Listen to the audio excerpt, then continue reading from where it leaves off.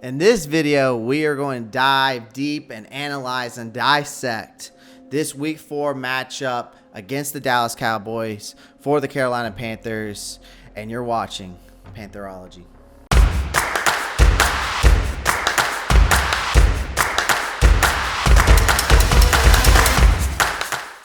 Yo, what is up, Panther Nation, Pantherologists? Welcome back to yet another edition of Pantherology. It's your boy Clay, as always. Nobody else, just me, the man, the myth, the legend. Before we get into today's video, as always, hit that thumbs up button and hit that subscribe button. That's all I can ask, and you watching my videos is good enough for me. Y'all watching, showing your support. Y'all been doing that since day one. Much appreciated. Also, comment down below. If you feel the need, comment down below. Click that post notifications bell so then you don't miss out on any of the new videos that I post up. I'm posting basically almost every day, weekly. Also, go check out the links down in the description. Go check out my Instagram and Twitter, as you can see across the board here, but the links are down in the description of this video. And also go check out the Newsbreak app. The link is down in the description of this video. And also shout out to the Carolina Panthers Den on Facebook. Go check them out. I think they're probably one of the best groups for Carolina Panthers fans. So go check them out. Go join them. And as always, let's go ahead and dive into today's video. So like I said, we're going to analyze the Panthers Week 4 game, right? So the Panthers will have, I think, one of their toughest tests yet when they travel to the Dallas Cowboys and to this Sunday. So with a 3-0 record entering Week 4, the Panthers lead the NFC South rankings. But the national media is divided on whether or not this squad is for real. So if they defeat the Cowboys, who have a high-powered offense, I think definitely draw some attention around the NFL and to elevate them to NFC contender status. So what can we anticipate from this game on Sunday against Dallas? Well, I'm about to dissect that for you, and we're going to dive right into that.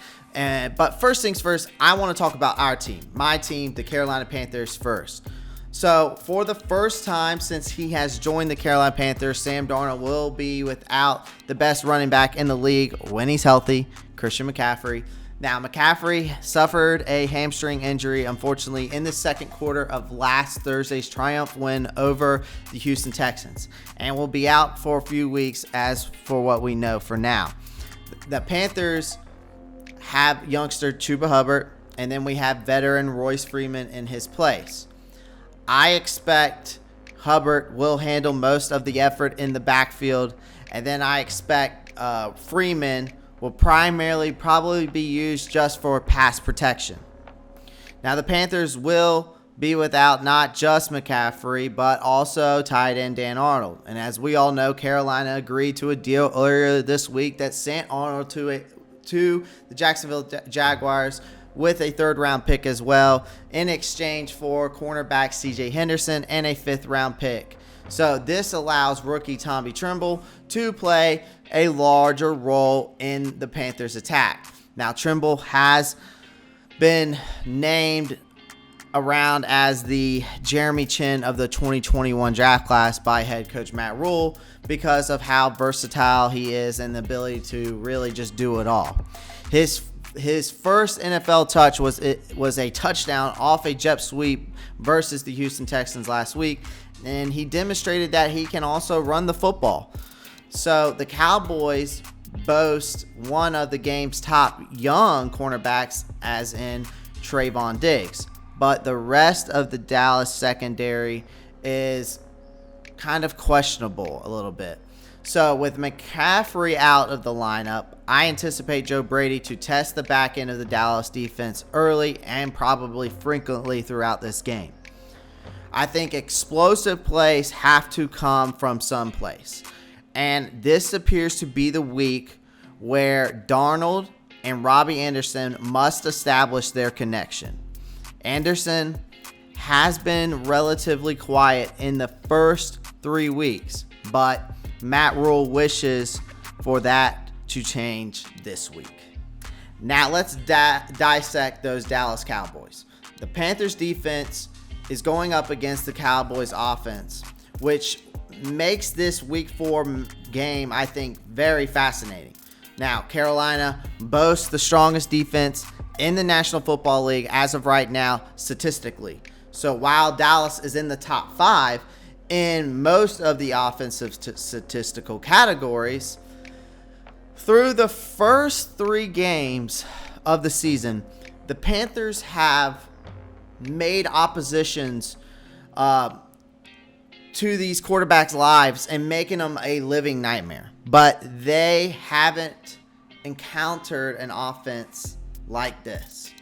Now, according to Carolina's defensive coordinator, Phil Snow, Dak Prescott is one of the quickest players in the game when it comes to getting the ball out of his hands. And he claims to have a snap throw of 2.4 seconds on average. That doesn't bode well for a defense that depends on applying pressure and making effective passes. So fortunately for Carolina, they have a strong secondary that can prevent huge plays in the passing game. J.C. Horn, a rookie cornerback, as we all know, fractured numerous bones in his foot and will be out for 2 to 3 months.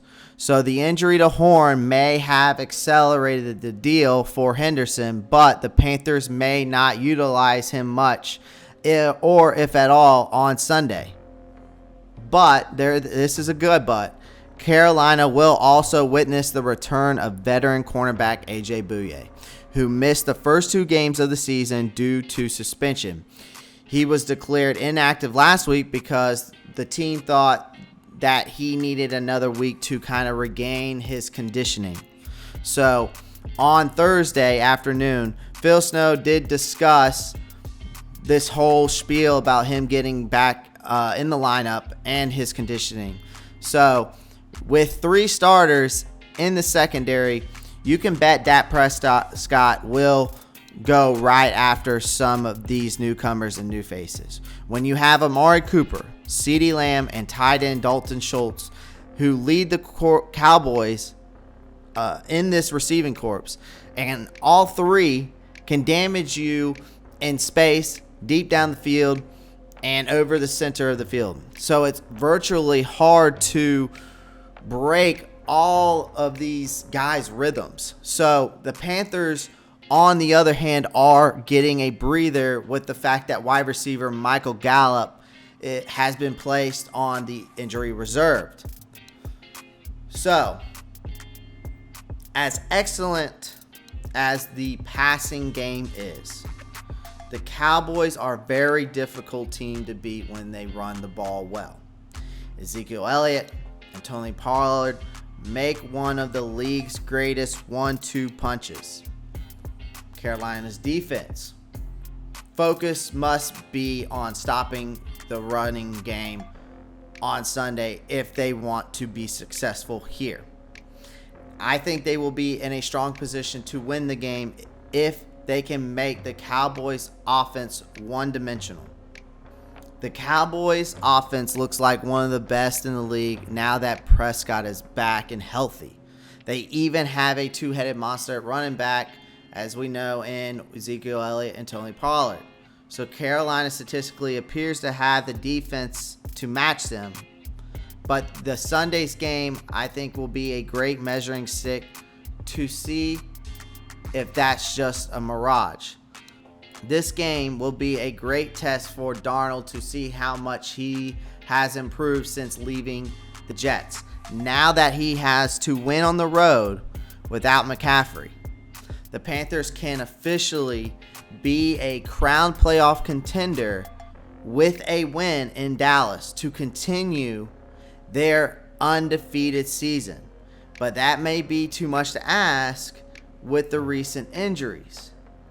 But I am not taking the Dallas Cowboys, and I'm not here to say that they're going to beat us. But I think it's going to be close.